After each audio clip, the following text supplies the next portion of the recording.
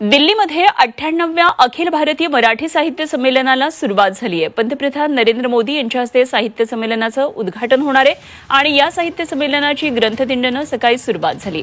साहित्य संमेलनाच्या अध्यक्षा ज्येष्ठ लेखिका डॉक्टर तारा भवाळकर यांच्याशी याच संदर्भात बातचीत केली आहे आमचे प्रतिनिधी उर्वशी खोना यांनी।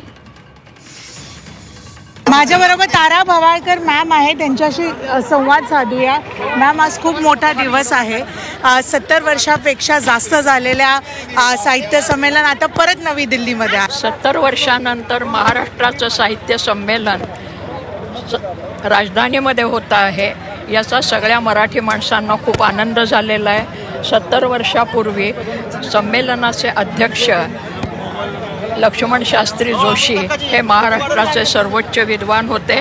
त्यानंतर हा मान महाराष्ट्राला मिळतो आहे आणि तो राष्ट्राच्या राजधानीत मिळतो आहे, ही आनंदाची गोष्ट आहे। आणि नुकतंच अभिजात भाषेचं पद बहाल केलेलं आहे, त्याचाही आनंद आहे।